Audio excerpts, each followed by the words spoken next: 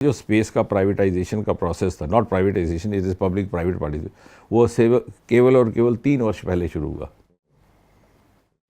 And you are comparing it with USA, और you are naming the companies which already had made a mark even before we.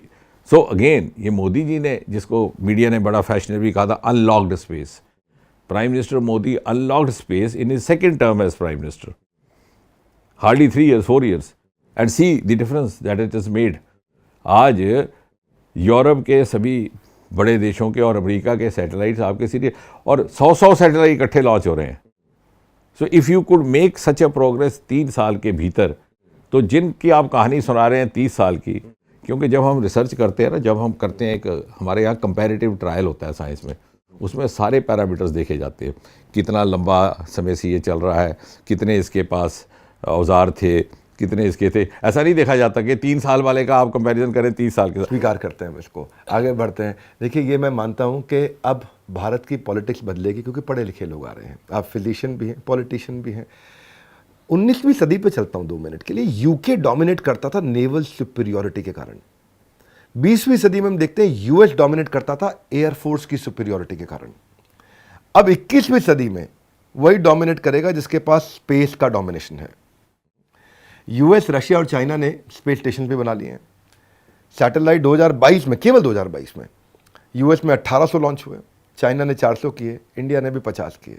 अब कहेंगे कि आपने data फिर compare किया, out of context किया, लेकिन मैं जानना चाहता हूं, पूरी दुनिया स्पेस को इस समय डोमिनेट करने की होड़ में लगे, आप उसको अपनी स्ट्रेटेजिक एडवांटेज नहीं मानते। आप ठीक कह रहे हैं। नहीं, आज कब तक हम स्पेस टेक्नोलॉजी को हम डोमिनेट कर पाएंगे? आपकी लीडरशिप में प्रगति हो रही है, लेकिन मैं आगे का विजन जानना चाहता हूं। नहीं, बिल्कुल, ये जो जियोपॉलिटिकल बात आपने कही है, ये, और पिछला भी आपने स्टडी ठीक किया है। 19वीं सदी में नेवी का इसलिए था कि उस समय हमारा समुद्र ही था, हमारा सारा यातायात समुद्र से होता था। हिंदुस्तान से इंग्लैंड जाने में 1 महीना लगता था, हवाई जहाज़ नहीं चलते थे। Then the next century, the 20th century was the century of electronics and other things, और उसमें एयर भी आया, उसमें ट्रांजिस्टर आया, रेडियो आया, टेलीविज़न आया, सब कुछ आया। अब हम उससे आगे चले गए।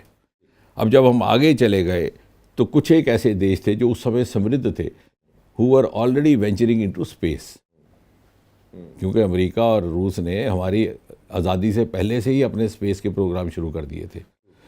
हमारे यहाँ शुरू हुए, लेकिन हाँ, ये बात सही है कि उस समय की जो नीति निर्धारित करने वाले लोग थे, या पॉलिसी मेकर्स थे, या जो उस समय की राजनीतिक नेतृत्व था, उन्होंने उस तरह की उसको प्राथमिकता नहीं दी। और शायद उस समय और भी कुछ इश्यूज़ रहे होंगे इमीडिएटली पोस्ट इंडिपेंडेंस इंडिया में, कभी फूड स्कैर्सिटी, कभी ये। अब पिछले 8-9 वर्षों में इसको बहुत अधिक प्राथमिकता दी गई है।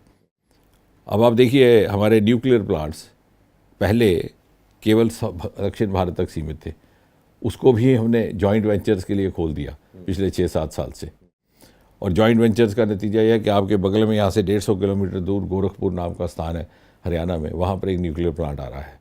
तो ये जो एक्सपेंशन है, इसको रैपिडली करने का क्रम भी अभी शुरू हुआ है। And I agree with you, आने वाले समय में space is going to be a very important parameter to decide the supremacy of any given nation. और लेकिन हम उस होड़ में हमने बहुत तेज़ रफ्तार पकड़ी है, ख़ास तौर से पिछले